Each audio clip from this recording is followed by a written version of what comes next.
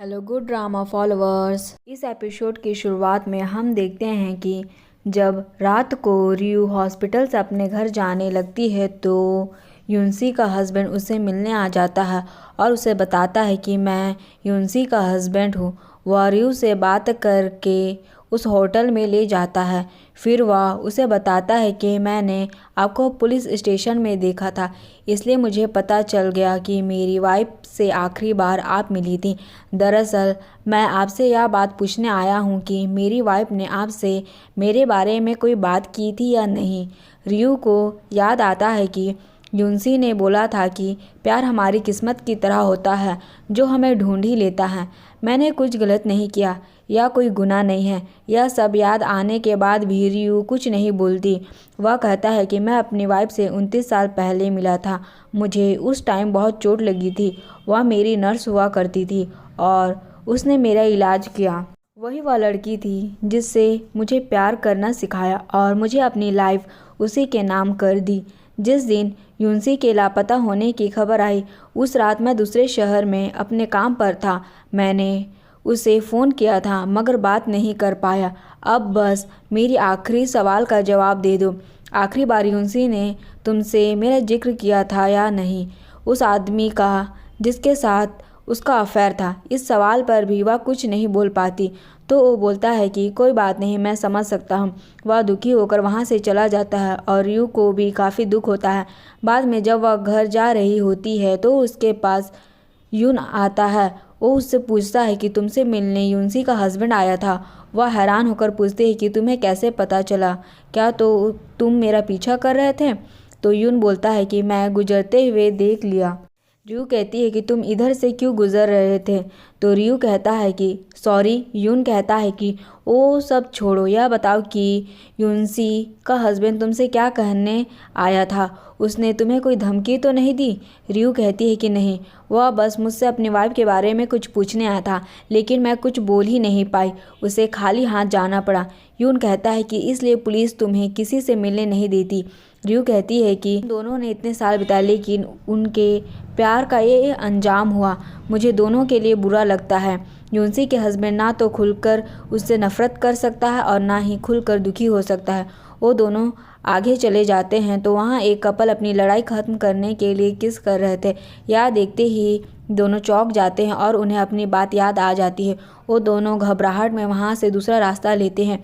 आगे जाकर यून से बोलती है कि मुझे माफ़ कर दो, मैंने नशे में आकर तुम्हें ज़बरदस्ती किस कर लिया, या मेरी गलती थी। लेकिन सच बताऊं तो मैंने तुम्हें किस इसलिए किया था क्योंकि मैं तुम्हें लाइक करती हूँ। अगर मैं नशे में ना होती तो इतनी बहादुरी कभी ना दिखा पाती। अब अगर मैं तुमसे माफ़ी ना मांगूँ तो काम चल जाएगा। इस बात पर यून चुप रहता है। बाद में वह घर आकर काफ़ी अपसेट होकर उसी बारे में सोच रही होती और यून भी बहुत परेशान लग रहा था।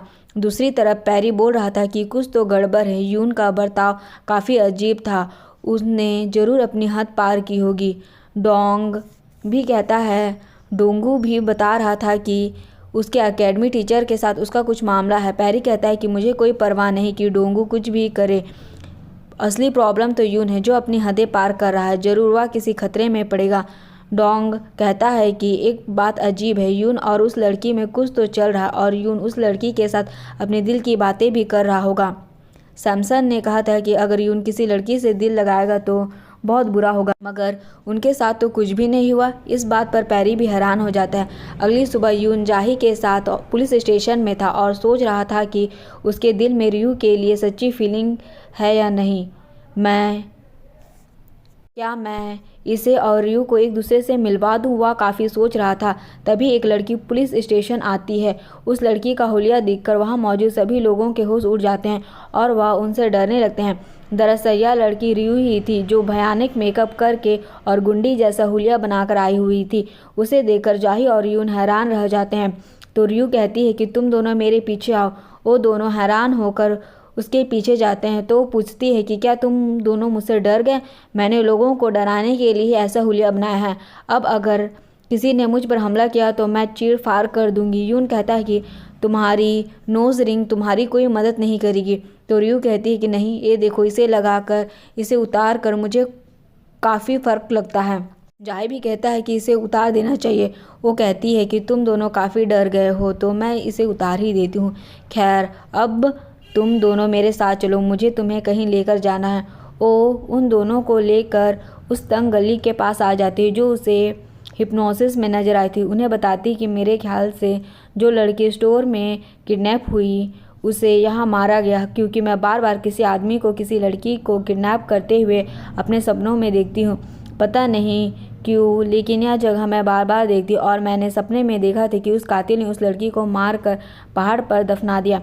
जाही कहता है कि क्या तुमने कल रात कोई हॉरर फिल्म देखी थी? वो लड़की तुम्हारे सपने में क्यों आएगी? रियू कहती है कि वह जानती होगी कि मैं उसकी हेल्प कर सकती हूँ, इसलिए वो भी मुझसे कुछ न कुछ बातें कर रही होगी।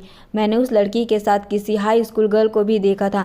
जाही इसकी बात पर यकीन नहीं करता और जाने लगता है तो यून उसे बताता है कि यह वह जगह है जहाँ 1993 वाले केस में गायब हुई स्कूल गर्ल भी गायब हुई थी और वो इसी जगह रहती थी। इनकी बात के दौरान पीछे से 2 स्कूल गर्ल्स गुजरती है जिनके पीछे एक बदमाश आदमी जा रहा था। वो उन गर्ल को जाकर आवाज़ देता है और फिर उनके सामने अपने कपड़े उतार देता है। वो दोनों उसे देखकर डर कर भागने लगती है। रियू गुस्से में भाग कर आती है और उस आदमी को जोरदार टांग मार कर नीचे गिरा देती है और रियू को देखकर डर कर भागने लगता है वो आदमी, तो वह उसके ऊपर बैठकर उसके बाल खींचती है। वो आदमी उनसे माफ़ी मांगने लग जाता है और कहता है कि मैं दोबारा कभी ऐसी हरकत नहीं करूँगा, मगर वो उसे और ज़्यादा मारती है। जाही और यून ये सब देखकर उसके पास आते हैं और उसे छुड़ाते हैं। उसके बाद सीन शिफ्ट होता है। जाही और यून आसपास की जगह देख रहे होते हैं तो यून उसे जू का घर दिखाता है।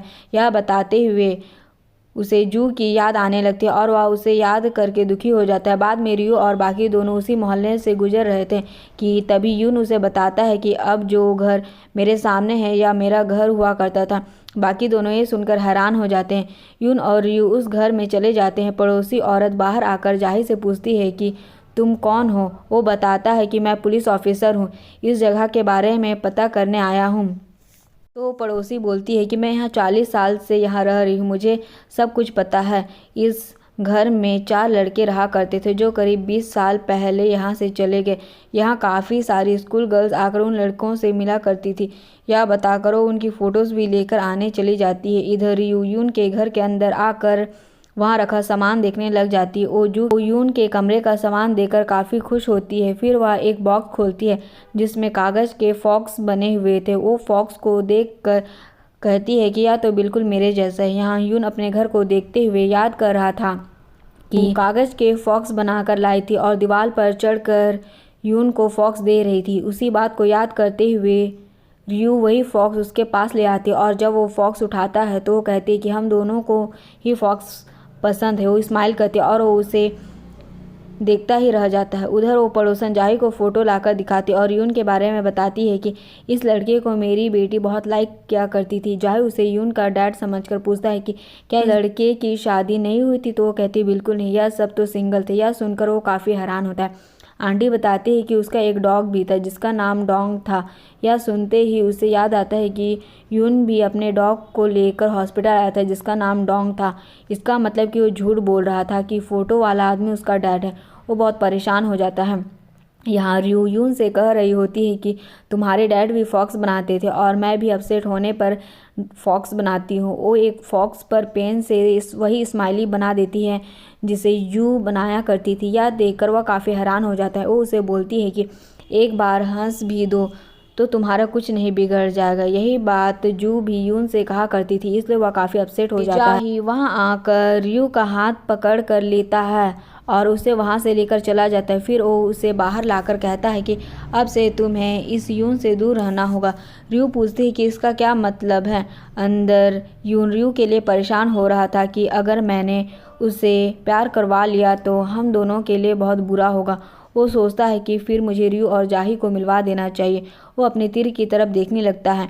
बाहर जाही और रियू को समझाने की कोशिश करता है कि तभी यून के अंदर कुछ गड़बड़ है, मगर वो उस बात पर ध्यान नहीं देती और यून के घर के फ्लास्क के पास जाकर बैठ जाती है। जाही कहता है कि मैं तुम्हें यहाँ से चलने बोल रहा हूँ और तुम यहाँ बैठ गई। तो रियू कहती है कि यह जगह मुझे काफ़ी अच्छा लग रहा है, तुम भी फिक्र छोड़ दो और मेरे साथ आकर बैठ जाओ। वो उसकी बात मानकर उसके साथ बैठ जाता है। इधर यून अंदर से रियू पर निशाना लगाने वाला था ताकि उसे और जाही को आपस में प्यार करवा दे। उसे लग रहा था कि हम सबकी भलाई इसी में है, वो दोनों एक दूसरे से प्यार करें। यहाँ 500 साल पहले वाला टाइम भी दिखाया जाता है जब इसी तरह यून सोही के दिल पर तीर चलाने वाला था, लेकिन उसकी स्माइल देखकर उसका ध्यान भटक गया और उसका तीर उसी के दिल पर चल गया, जिसके बाद उसने सजा भुगती। आज जब वह रियू पर तीर चलाने वाला था तो यह सस्पेंस बन जाता है कि इस बार यून का तीर सही जगह लगता है या नहीं।